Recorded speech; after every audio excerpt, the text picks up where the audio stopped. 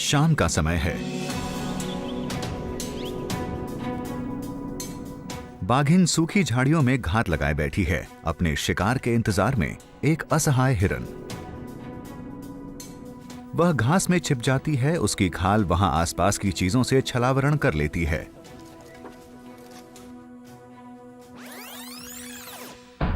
एक मिनट रुकते हैं और इसकी धारियों को थोड़ा और ध्यान से देखते हैं। क्या आपको पता है कि किसी भी बाघ की धारियां समान नहीं होती? हर कोई अनूठा होता है और ये कुछ कुछ बाघ की उंगलियों के निशान की तरह होते हैं। बाघों को ये धारियां आखिर मिली कैसे? इसका वैज्ञानिक जवाब बहुत ही आसान है। क्रमिक विकास। इन धारियों का विकास होने में हजारों साल लगे हैं ताकि जानवर को आसपास के परिवेश में घुलने मिलने में आसानी हो और जिंदा रहने में मदद मिले। लेकिन कुछ ही लोग समझ पाते हैं कि यह स्वरूप जीवन के विकास के दौरान उत्पन्न हुए हैं।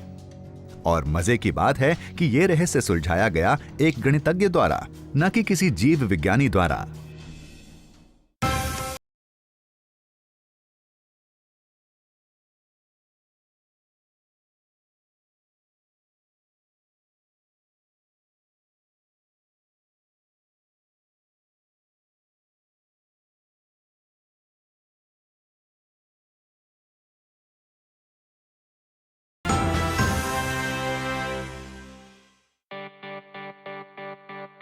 द मैथ्स फैक्टर के नए एपिसोड में आपका स्वागत है, जहां आज हम खोज करेंगे एक मजेदार संयोग गणित और जीव विज्ञान के बीच। हम घूमेंगे बाघों के इलाके में, चढ़ेंगे विकास के पेड़ों पर और देखेंगे हैजे का फैलना। दिलचस्प है ना? आइए शुरू करते हैं ये यात्रा।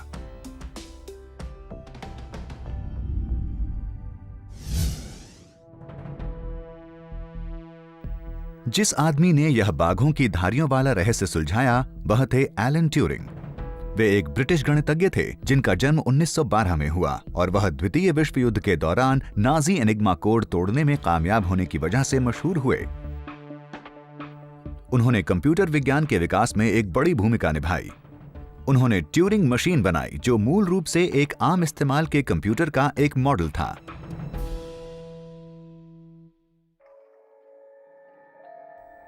1952 ट्यूरिंग पर समलैंगिकता का मुकदमा चलाया गया। उस समय ब्रिटेन में समलैंगिकता अवैध थी। पकड़े जाने पर ट्यूरिंग को जेल जाने की संभावना का सामना करना पड़ा। भयावह विकल्प थे अपने शरीर में महिलाओं के हार्मोन डलवाना, रासायनिक बंधीकरण के बराबर। इन दो विकल्पों का सामना करने पर उन्होंने महिलाओं के हार्मोन लेना उचित समझा। 2 साल बाद इस जिंदगी से तंग आकर उन्होंने खुदकुशी कर ली। बाद की जांच से पता चला कि उन्होंने खुदकुशी कर ली। इन सब व्यक्तिगत नाटकीय घटनाक्रम में भी उन्होंने एक दूरदर्शी पेपर प्रकाशित करवाया जिसका शीर्षक था the chemical basis of morphogenesis, जो कि गणित की प्रकृति नियमित रूप से किसी पैटर्न को दोहराने पर था, जैसे बाघ की धारियों और ज़ेब्रा फिश, तेंदुए के धब्बे या मगरमच्छ के दांत की पंक्तियों में रिक्त स्थान।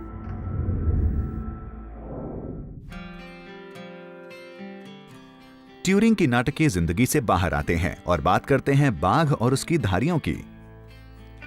जब हम उसकी त्वचा की रंगत को देखते हैं तो हमें पता चलता है कि वह मेलानिन उत्पादन का परिणाम है।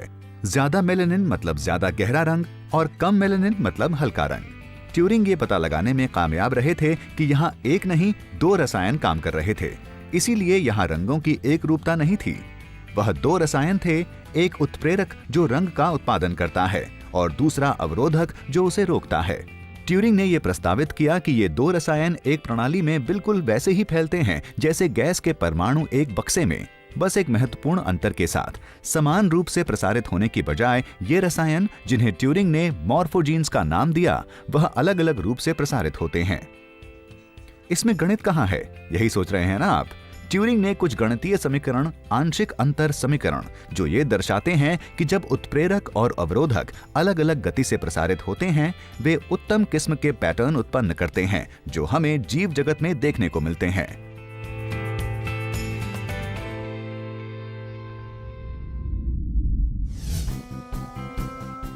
उन्होंने एक जिज्ञासु सदृश्य इस्तेमाल किया ये बताने के लिए कि यह कैसे काम करता है। कल्पना कीजिए एक टापू की जहां केवल नरभक्षी और ब्रह्मचारी मिशनरियों की आबादी है। अब वहां ये दो समूहों की जनसंख्या टापू पर कैसे बढ़ेगी? आइए पहले मिशनरीज पर नजर डालते हैं। ये ब्रह्मचारी हैं तो ये अंततः खत्म हो जाएंगे और इन्हें नरभक्षी खा भी सकते हैं। हालांकि ये कुछ नरभक्षियों को मिशनरी में बदलने की कोशिश कर सकते हैं। ये कुछ इस तरह काम करेगा, जब दो मिशनरी एक नरभक्षी से मिलेंगे तो नरभक्षी मिशनरी में बदल जाएगा। अब अगर नरभक्षियों की बात करें तो वह प्रजनन कर सकते हैं, तो जाहिर है उनकी संख्या बढ़ेगी। इस योजना के तहत नरभक्षी उत्प्रेरक हैं और मिशनरी अवरोधक की भूमिका में। इस टापू पर हम अंततः इन दोनों की एक स्थिर मिश्रित स्थिति पर पहुंच जाएंगे। अब कल्पना कीजिए यदि मिशनरीज के पास साइकिल होती, वह और नरभक्षियों को बदल सकते थे, क्योंकि अब वह ज्यादा बड़े क्षेत्र तक पहुंच रख सकते थे। उनका ध्यान टापू के दूर दराज के इलाके तक केंद्रित था, जो बाद में मिशनरियों के साथ संतृप्त हो गया था। दूसरे इलाकों में नरभक्षी अपनी संख्या बढ़ा रहे थे, क्योंकि वह प्रजनन कर सकते थे। प्रक्रिया की ये दर नरभक्षियों के मिशनरी में बदलने की और संचार, कितनी जल्दी नरभक्षी और मिशनरी अपना स्थान बदलते हैं, अंतिम पैटर्न तक पहुंचना निर्धारित करेगा। इस स्पष्टीकरण की खूबसूरती है कि यह हमें यह भी बताता है कि कैसे कोई दो बाघों की धारियां एक सी नहीं होती और कैसे उनकी उम्र के साथ साथ ये पैटर्न बदलते रहते हैं। ये जीवित पैटर्न उत्प्रेरक और अवरोधकों के बीच बेरोक टोक प्रक्रिया का परिणाम है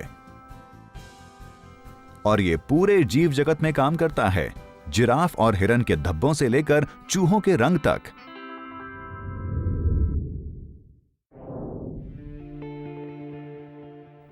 जब ट्यूरिंग ने यह सिद्धांत प्रकाशित किया तो इसे पेचीदा लेकिन विचारवान माना गया। मजे की बात है कि यह 2012 का समय था जब इस सिद्धांत को प्रयोगात्मक स्थापना मिली। यह किंग्स कॉलेज लंदन में चूहों पर किए गए प्रयोग के माध्यम से किया गया। शोधकर्ता चूहों में मुंह की ऊपरी तरफ रिज्ड पैटर्न का अध्ययन कर रहे थे और वह और एक साथ काम कर रही मॉर्फोजीन्स की जोड़ी की पहचान करने में कामयाब रहे, जो ये तय कर रहे थे कि रिज का गठन कहां किया जाएगा। ये पहली बार था जब जीव विज्ञानी किसी 60 साल पुराने सिद्धांत का प्रत्यक्ष निहितार्थ निरीक्षण करने में सफल रहे। आइए ट्यूरिंग और बाघों को कुछ देर के लिए यहीं छोड़ते हैं और लेते हैं एक छोटा सा ब्रेक। हम जल्दी ही लौटेंगे और खोज करेंगे जानवरों के क्लैडोग्राम्स की, परोपकारी बंदरों की और जानेंगे कि कैसे गणित घातक बीमारियों की जांच में मददगार हुआ। ये सब सिर्फ मैथ्स फैक्टर में।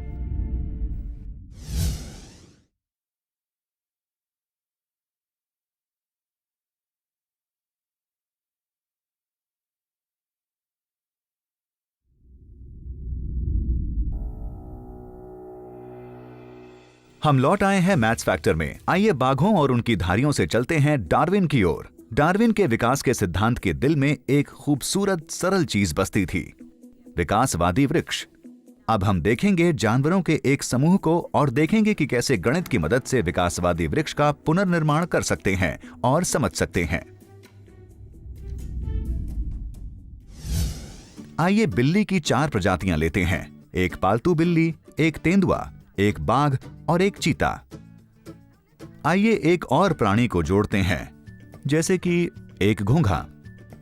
आइए इनकी विशेषताओं की तुलना करने के लिए एक श्रृंखला बनाते हैं। चलिए लेते हैं आकार धब्बे और क्या ये म्याऊं करते हैं या नहीं। अगर हम धब्बों की तुलना करते हैं और 1 रखते हैं हां के लिए और 0 नहीं के लिए, हमें कुछ ये परिणाम मिलेगा। इसी तरह अगर हम मूंछों, म्याऊं करने और आकार की तुलना करते हैं तो इस काम के आधार पर हम 2 प्रजातियों के बीच के अंतर को समझ सकते हैं। उदाहरण के तौर पर बिल्ली और बाघ धब्बों और आवाज के आधार पर मेल खाते हैं, पर आकार के आधार पर नहीं, तो इन दोनों के बीच की समानता 3 है। इसी तरह बिल्ली और चीता, तेंदुए और बाघ और तेंदुए और चीता सब में 3 की समानता है। क्योंकि ये डाटा छोटा है, इसीलिए इनमें और समानता ये टेबल में लिखते हैं।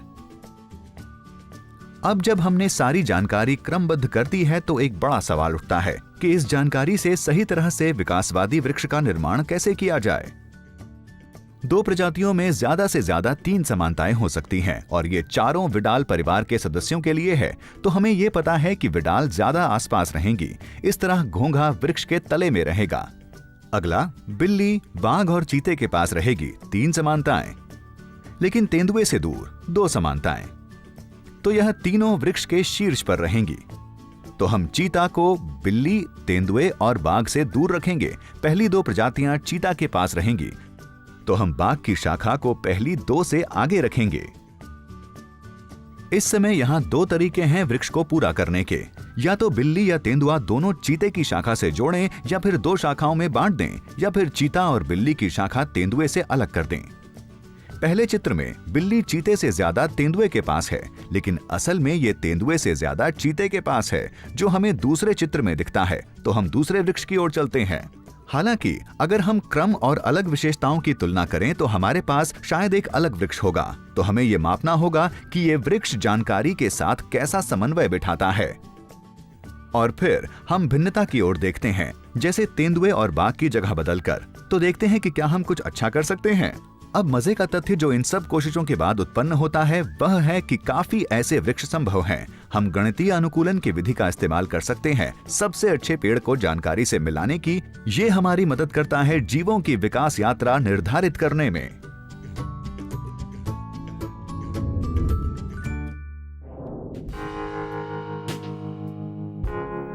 अब हम विकासवादी वृक्ष के अंकन से जीव व्यवहार के अंकन की ओर बढ़ते हैं। आइए पहले मिलते हैं कुछ वर्वट बंदरों से। जब शिकारी नजदीक होता है तब वर्वट बंदर अपने साथियों को चेतावनी देने के लिए आवाज लगाते हैं। हालांकि ये करने से वह शिकारी का ध्यान अपनी ओर खींच लेते हैं, जो कि शिकार होने के उनके व्यक्तिगत संभावनाओं को बढ़ा देता है। अब वो ऐसा क्यों करेंगे? यह परोपकारिता नहीं, बल्कि उनके अपने बचने की संभावना के लिए हानिकारक है। इस व्यवहार को समझने के लिए हमें खेल सिद्धांत का प्रयोग करना पड़ेगा।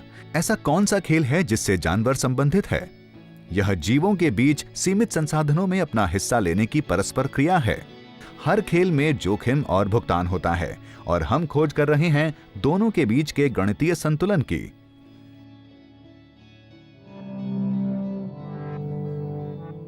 अब हम बंदरों पर वापस आते हैं। क्या ये सही नहीं है कि प्रकृति उन बंदरों का साथ देगी जो चेतावनी देने के लिए आवाज नहीं उठाते, न कि उनका जो आवाज उठाते हैं?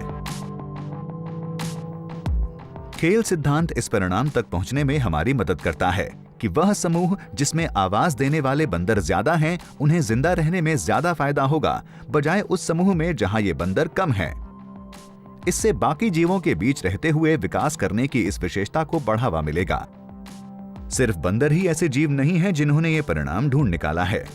पिशाच चमगादड़ को ही लेते हैं। वह थोड़े बहते हुए खून को लेते हैं और अपने समूह के उन सदस्यों को बांट देते हैं जो उस रात खून नहीं पी पाए थे, ये ध्यान रखते हुए कि कहीं वो भूख से मर ना जाएं। कई पक्षी प्रजातियों में एक प्रजननकर्ता जोड़ा अपने शिशु के पालन में दूसरे पक्षियों की मदद लेता है, जो कि शिकारियों से उस शिशु की रक्षा करते हैं और उसका पेट भी भरते हैं। कई पतंगों, चींटी, दीमक, मधुमक्खियां और ततैये की बस्ती में मजदूर कीट अपनी रानी की सेवा में, घोंसला बनाने में, खाना ढूंढने में एवं अपने लार्वा की रक्षा में पूरा जीवन बिता देते हैं। ऐसा व्यवहार परोपकारिता पूर्ण है। मजदूर कीट अपना स्वयं का वंश तो नहीं बढ़ाते, पर उनके कार्य से रानी को प्रजनन करने में काफी मदद मिलती है। क्यों, है ना मजेदार? आइए लेते हैं एक छोटा सा ब्रेक, पर हम जल्द ही लौटेंगे ऐसे वैज्ञानिकों के साथ जिन्होंने कार्य किया दिल के रक्त पंप करने पर, और कैसे गणित ने चिकित्सा तकनीक के साथ मिलकर इंसानी शरीर के रहस्यों को सुलझाया।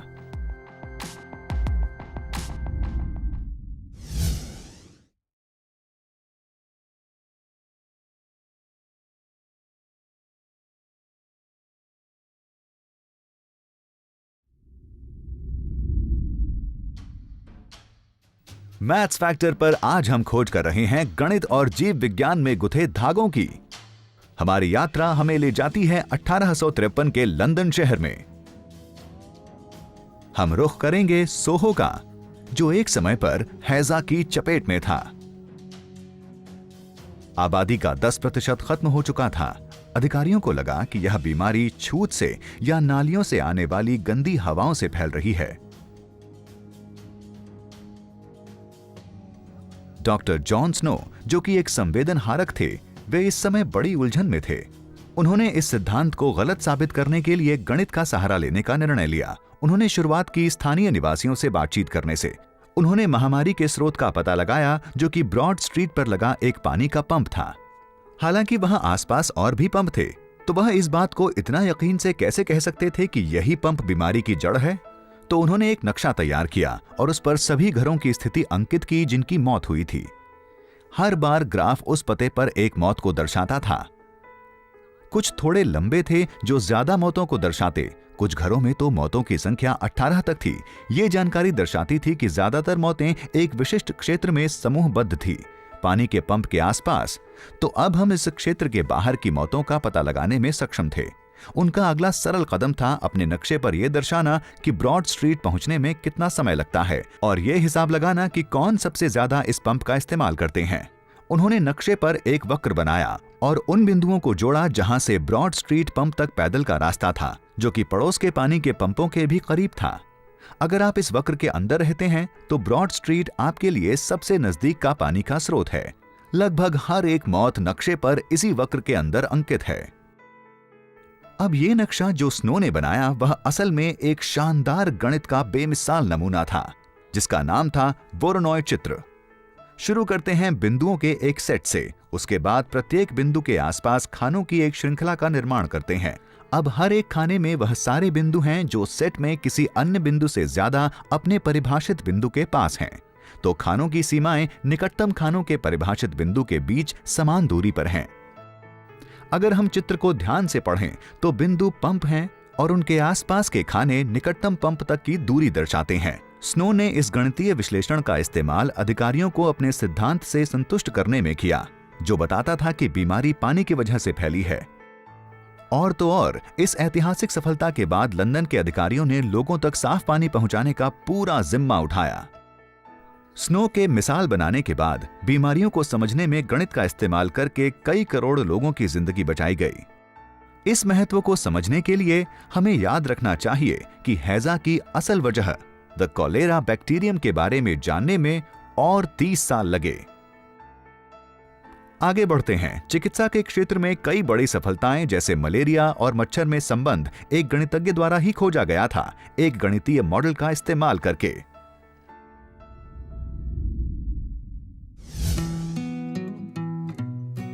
आइए दिल की तरफ रुख करते हैं। 17वीं सदी में एक वैज्ञानिक विलियम हार्वी ने आसान से बीजगणित का इस्तेमाल किया दिल की कार्यप्रणाली को जानने के लिए। दिल के काम करने के तरीके पर प्रचलित लोकोक्तियां क्या थीं? उसके लिए हमें दूसरी सदी में जाना होगा मशहूर चिकित्सक गेलन से मिलने। उनका मानना था कि शरीर बिना रुके रक्त का निर्माण करता रहता है।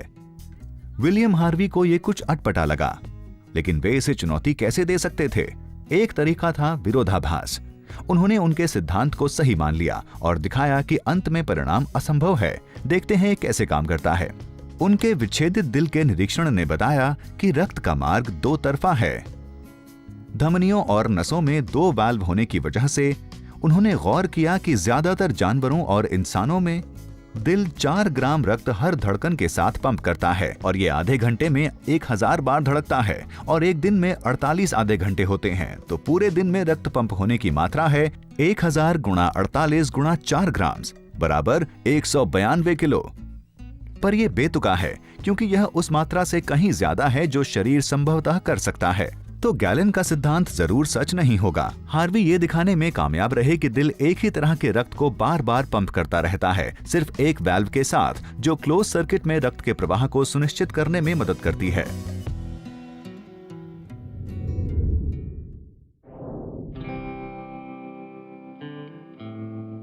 सत्रहवीं सदी के लंदन से आइए चलते हैं 21वीं सदी के एक अस्पताल में और देखते हैं कि आज की दवाइयों में गणित का इस्तेमाल कैसे होता है। यहां एक मरीज अपना MRI करवा रहा है, जो चुंबकीय अनुनाद चित्रण का नाम है। यह एक तरह की प्रक्रिया है जो कुछ चोटों की गंभीरता मापने के लिए की जाती है। MRI एक चुंबकीय क्षेत्र और रेडियो तरंगों का प्रयोग करता है शरीर के विस्तृत चित्रण के लिए। इसमें गणित कहां है? यह हमें गणित के एक बहुत ही दिलचस्प क्षेत्र की तरफ ले जाता है जिसका नाम है टोमोग्राफी, जो कि शरीर की आंतरिक गतिविधियों के बारे में बताता है केवल बाहरी जांच करके। यह केवल MRI में इस्तेमाल नहीं होता बल्कि और चिकित्सा तकनीकों में जैसे कैट और पेट स्कैन्स में भी इस्तेमाल होता है।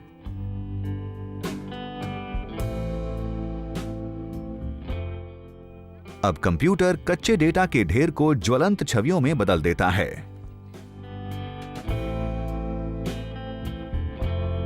लेकिन अगर कंप्यूटर चिकित्सा चित्रण की आंखें हैं, तो गणित जाहिर है उसका दिमाग है।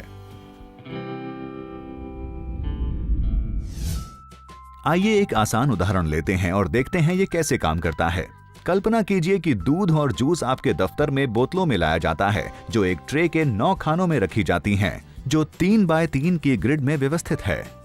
ट्रे के हर खाने में एक बोतल है, जो कि या तो दूध या जूस से भरी है या खाली है।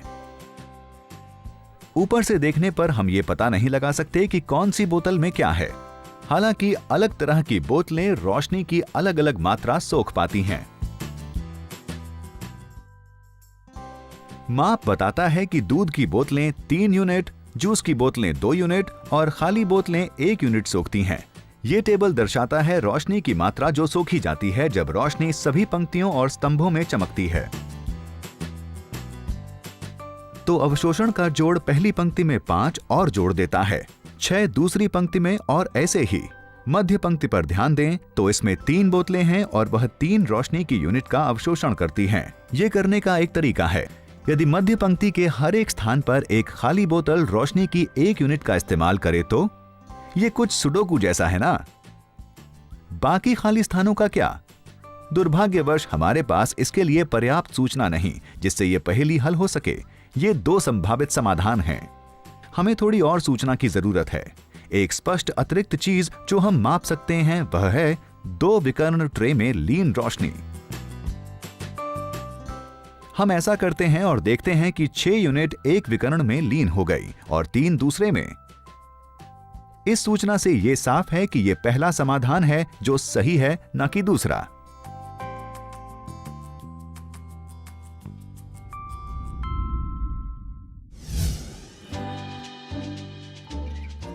अब यही विचार एमआरआई बनाने में इस्तेमाल हो सकता है। बहुत आसान है। एक असल चित्र को एक साथ जोड़ा जा सकता है, एक उभरती किरण की तीव्रता मापने के द्वारा।